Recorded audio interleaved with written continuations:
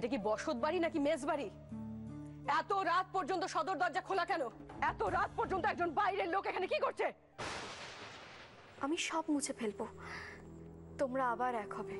শুধু আমায় একটু সময় দাও, আমি আমার কথার খেলাপ করব না। বানি, কালকেই আমার চোখ পড়েছিল, জিজ্ঞেস করা হয়নি তোকে এভাবে চুল কেটেছিস কেন?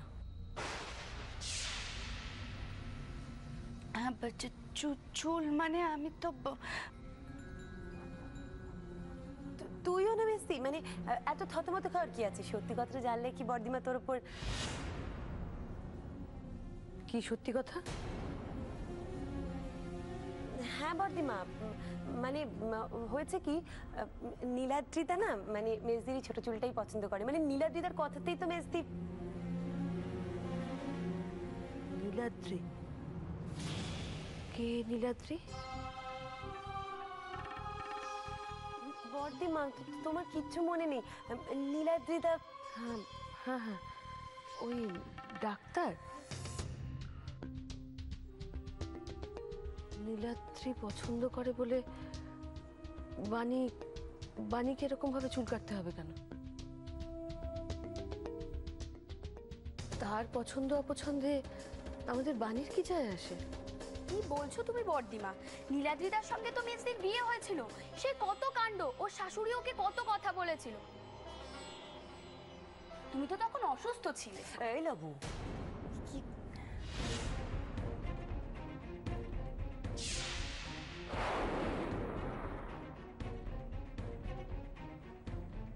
বাহ, এই তো দারুণ খবর। ডাক্তারবাবুর সঙ্গে যে আমাদের মেজগিন্নি তলে তলে। কি রে বানি? দিদি,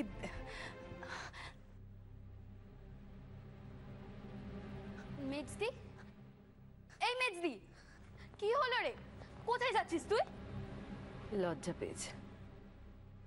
বর্দিমার কথা শুনে যা মনে হচ্ছে, বর্দিমার বিয়ে ভাঙার পর থেকে যা যা ঘটেছে ওই সময়ের কথা বর্দিমার মনে নেই। তার মানে মামুর খারাপ স্মৃতিটাই বর্দিমার মনে আছে। এখন আমি যদি বোঝাই যে মামুর সেদিনের ঘটনার পর ফিরে এসে নিজের প্রায়শ্চিত্তর জন্য কি কি করেছে, তাহলে তাহলে মনে হয় বর্দিমার অভিমানটা ভেঙে যাবে। বিনি, মেজগিন্নি তো একেবারে লজ্জায় রাঙা হয়ে চলে গেল। তুই এক কাজ কর, তুই বরং ওই ফল কটা কেটে রাখ, আর আমি একটু রান্নাঘরের দিকে যাই। আজ আমি নিজের হাতে আমার রাধা মাধবের জন্য ভোগ রান্না করব।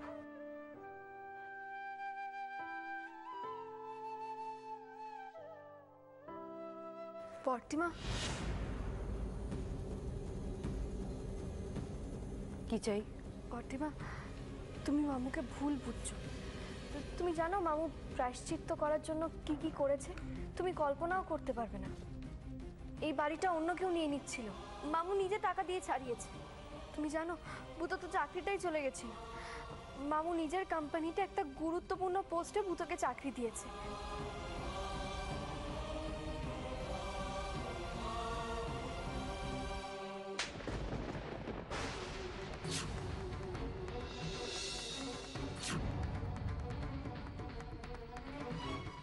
বর্দিমা,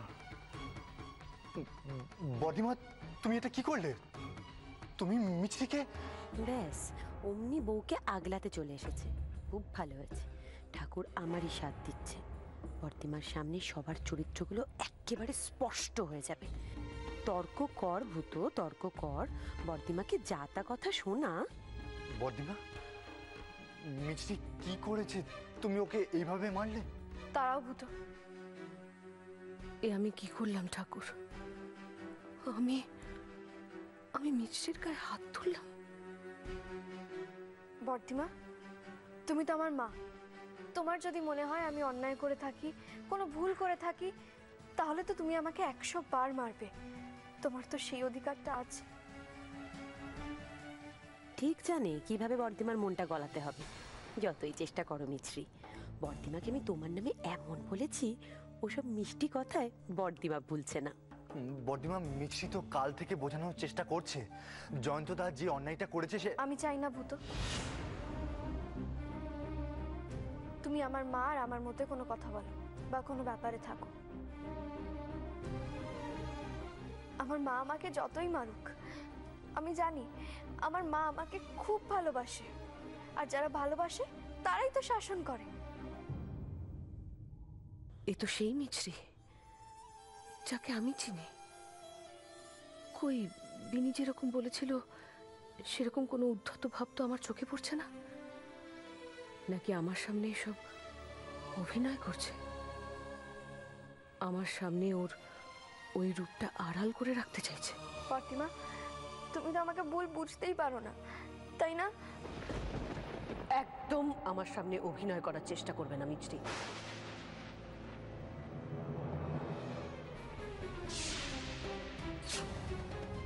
ফাতিমা, সাবাস বর্তিমা, একদম চোখের মুখে ঠিক সময়ে নুনটা দিয়েছো। ফাতিমা, তুমি আমাকে কে শিখিয়েছে তোমাকে এসব? তোমার মামু? তোমার মামুই নিশ্চয়ই তোমাকে বলেছে বর্দিমার সামনে কেঁদে কেটে অভিনয় করলেই বর্দিমার মন একেবারে নরম হয়ে যাবে। ফাতিমা, তুমি তুমি তো আমার ভুল বুঝছো।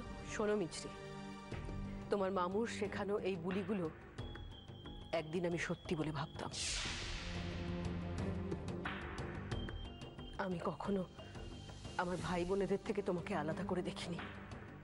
যদি নিরপেক্ষভাবে বলতে হয় তাহলে আমি তাদের থেকেও তোমাকে অনেক বেশি ভালোবাসতাম, অনেক বেশি প্রশ্রয় দিতাম। কিন্তু আজ তুমি নিজের হাতে আমার মনের মধ্যে সাজানো সেই সিংহাসনটাকে ভেঙে দিয়েছো।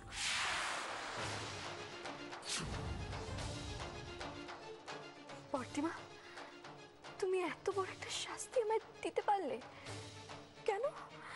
আমি আমি মামুর পরে কথা বলছি তাই, কিন্তু ফাতিমা তুমি বিশ্বাস করো, আমি একটাও মিথ্যে কথা বলছি না। আমি যা বলছি সব সত্যি বলছি।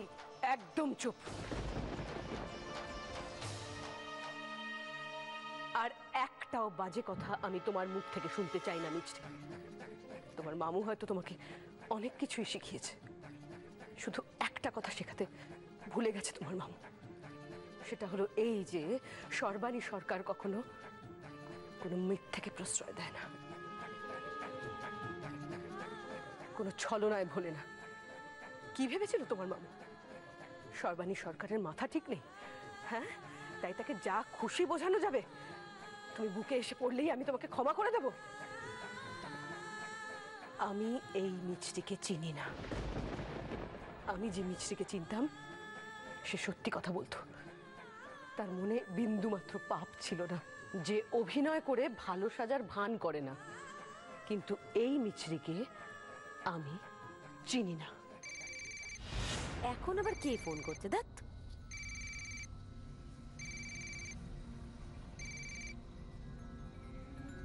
হ্যালো, শুনতে পাচ্ছ?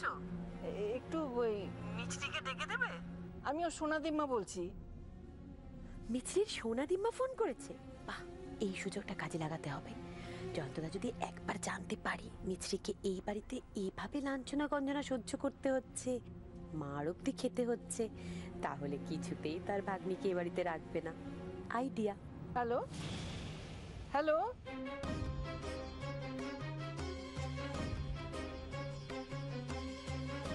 তুমি শুনতে পেয়েছো? আমি কি বললাম শুনতে পেয়েছো? খালি মামু মামু আর মামু। মামুর হয়ে তুমি যদি আর একবারও সাফাই গাওয়ার চেষ্টা করো না, তাহলে একটা চড় মেরেছি আবার মারবো।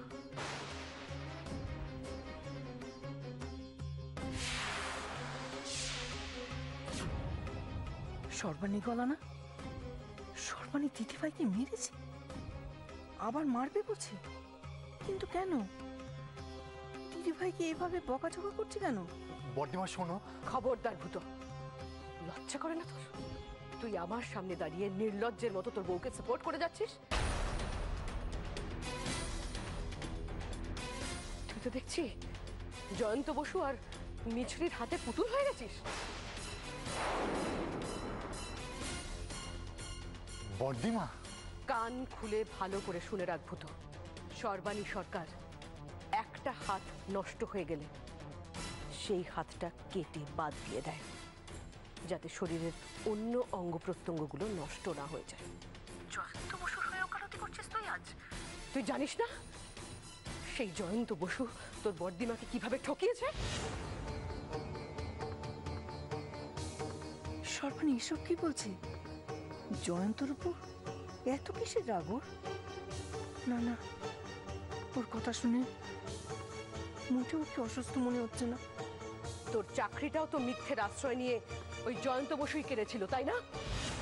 তারপর জয়ন্ত বসুই তো আমাকে নিজের কোম্পানিতে চাকরি দিয়েছে বর্দিমা। চমৎকার চমৎকার, এমন ভাবে আমার সামনে কথাটা বলছিস যেন ওই চাকরি দেওয়ার পেছনে তার কি অভিসন্ধি ছিল সেটা বোঝার কোনো ক্ষমতাই তোর ছিল না। কি রে ভূত, সব বুঝে আমার কাছে অবোধ শিশু সাজছিস তুই? জয়ন্ত বসু যে তোকে হাতের মুঠোয় নেওয়ার জন্য এই কাজটা করেছিল সেটা তুই জানিস না? তুই যাতে অন্য কোথাও কাজ না পাস সেই চেষ্টাও করেছিল, তারপরেও তুই তার হয়ে কথা বলছিস? আশ্চর্য, বর্দিমা এত কিছু জানলো কি করে?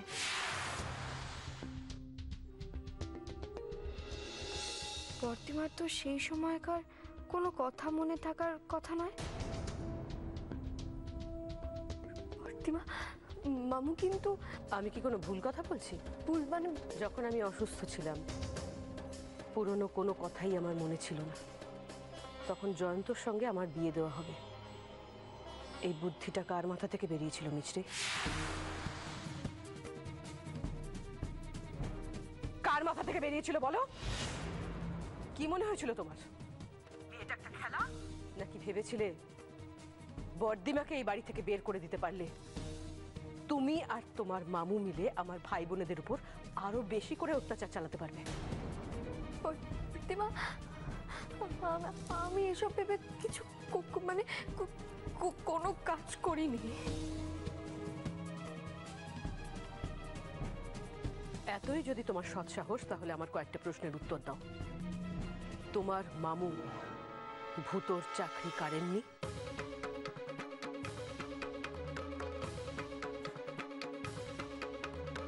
তোমার মামু অতিরিক্ত সুযোগ সুবিধা দিয়ে ভূতকে নিজের কোম্পানিতে চাকরি দেননি? তোমার মামুর কোম্পানির বর্তমান মালিক এখন কে? আমি।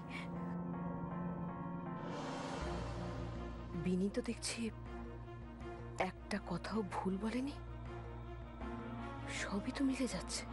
বর্দিমা, আমি মানছি যে ভূত আমাদের কোম্পানির এমপ্লয়ি, কিন্তু সমস্ত বড় বড় ডিসিশনস মামু কিন্তু ওকে জিজ্ঞাসা করে নেয়, তাই তো? কিন্তু আমি যতদূর জানি তোমার মামু এখন তার কোম্পানির বিষয়ে মাথা ঘামান না। যাবতীয় সই সাবুত যা করার তুমি করো, আর ভূতর কাজ এখন চাপরাশির মতো তোমার জন্য বাড়িতে ফাইল বয়ে আনা।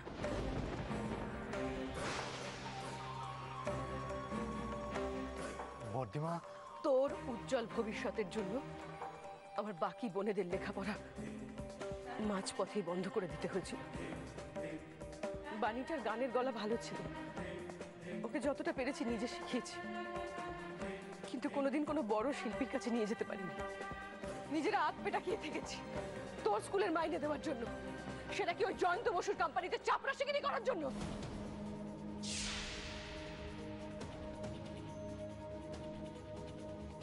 আমি কিন্তু এখনো মরে যাইনি ভূত।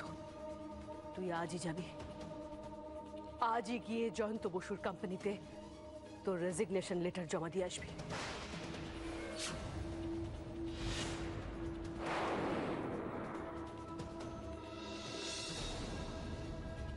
ঠাকুরজি ফোনে কারোর সঙ্গে তো কথা কইছিলে, শুধু কি যেন শুনছে। ব্যাপারখানা কি? আমি এখন কি করি?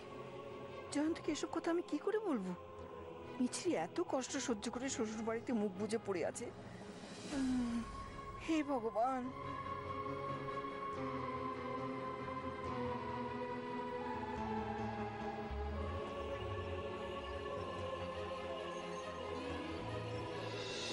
কি করবে জয়ন্ত বসু তোর?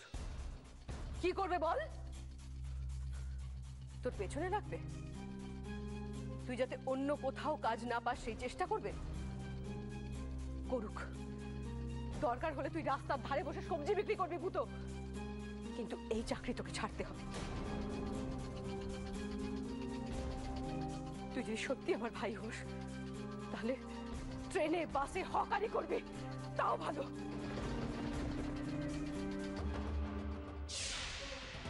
কিন্তু তোকে রেজিগনেশন দিতে হবে, এবং সেটা আজই।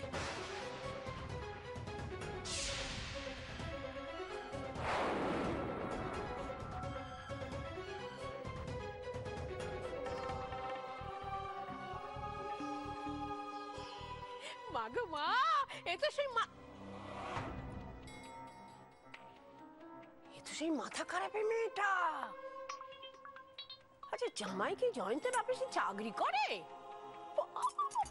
বাবা, খুব ঝামেলি লেগেছে তো। যে করেই হোক জয়ন্তর কানে কথাটা তুলতেই হবে, তাহলে সর্বাণীকে ছেড়ে দেবে। আমি মিছরিকে কথা দিয়েছি, জয়ন্ত তার নিজের হাতে গড়ে তোলা এই কোম্পানি চালাতে আমি আর মিছরি দুজনে কাঁধে কাঁধ মিলিয়ে চলবো। হোক না সমস্ত কিছু মিছরির নামে। মিছরি তো আমারই স্ত্রী, কিসের ইগো, কিসের অসম্মান। কিন্তু কিন্তু এখন বর্দিমা যা বলল তাতে তো সাংঘাতিক বিপদ।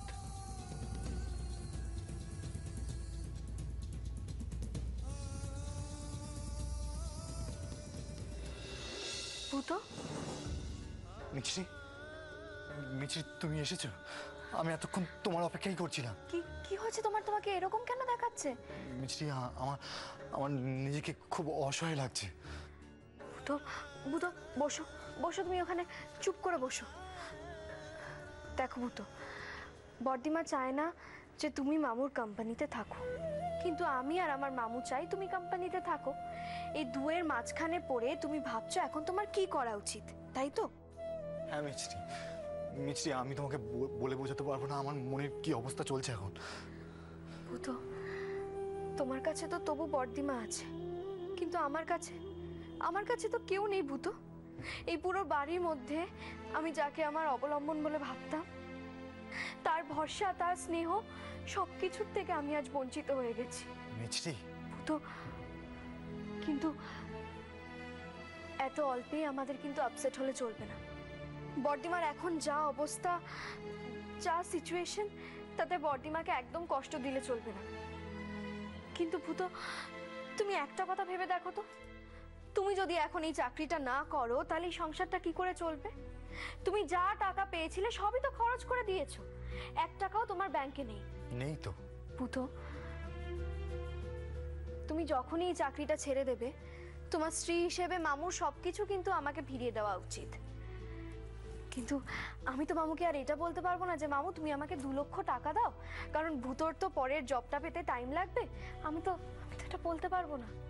না না মিছরি, সেটা তো খুব স্বার্থপরের মতো দেখাবে। মিছরি, বর্দিমা আমাকে বলছে মাথা উঁচু করে বাঁচতে, কিন্তু আমি কি করব? জয়ন্তদার এই সংসারের উপর কর্তব্য, দায়িত্ব, জয়ন্তদার এই সংসারের প্রতি অবদান আমি ভুলে যাব কি করে? জয়ন্তদা টাকা দিয়ে এই বাড়িটা ছাড়িয়েছিল, তারপর মেজদিকে ওই নোংরা জায়গা থেকে জয়ন্তদা ফিরিয়ে এনেছিল ওই নোংরা লোকগুলোকে টাকা দিয়ে। ভূতো, সেই সবের কথা তুমি এখন বাদ দাও। এখন আমার মাথায় একটা উপায় আসছে। উপায়? হ্যাঁ ভূতো, মামু বর্দিমাকে ওরকম অবস্থায় দেখে ভেবেছিল নিজের পুরো সময়টা বর্দিমাকে দেবে প্রায়শ্চিত্ত করার জন্য, সব সময় বর্দিমার পাশে থাকবে। সেই জন্যই তো মামু নিজের সবকিছু আমার নামে লিখে দিয়েছিল।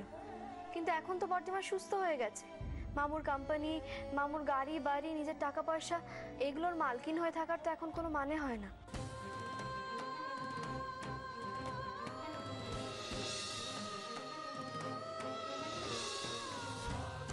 হ্যাঁ, কিন্তু কিন্তু মিছরি, ভূতো, আমি যদি মামুকে সবকিছু ফিরিয়ে দিই তাহলে তো বর্দিমা বিশ্বাস করবে যে আমি তোমাকে আমার চাপরাশি বানাতে চাই না।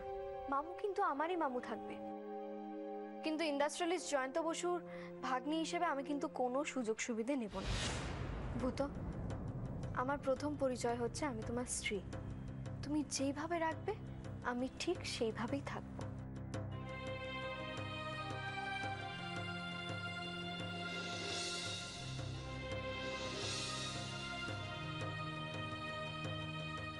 মিছরি, তো তাহলে তো বর্দিমা বাধা দেবে না তোমাকে আমাদের কোম্পানিতে চাকরি করার জন্য? সেক্ষেত্রে তো জয়ন্তদার সঙ্গে। দেখো বুধ, আমাদের বর্দিমাকে এটা বলে কনভিন্স করতে হবে যে তুমি অন্য কোম্পানিতে তোমার যেরকম এফর্ট দিতে এখানেও ঠিক সেরকমই এফর্ট দাও, কারণ তোমাকে সেটার জন্য মাসে মাসে পে করা হচ্ছে। এখানে এক্সট্রা কোনো সুযোগ সুবিধা তোমায় দেওয়া হয় না। হ্যাঁ মিছরি, সেটা তো হতেই পারে। ভূত, ধরো তুমি যদি এখন অন্য কোম্পানিতে যাও, সেই কোম্পানির মালিকের সাথে যদি তোমার কোনো রকম কোনো খারাপ রিলেশন থাকে, সেই চাকরিটাও কি তুমি ছেড়ে দেবে?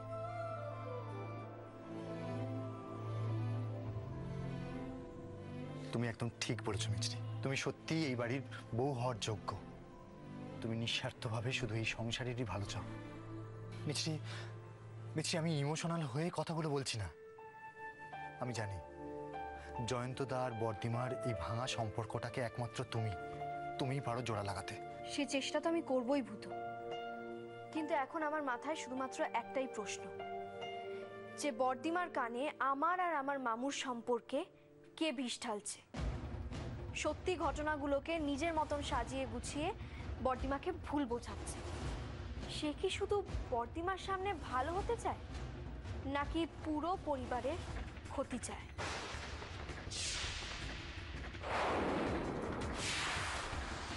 মানে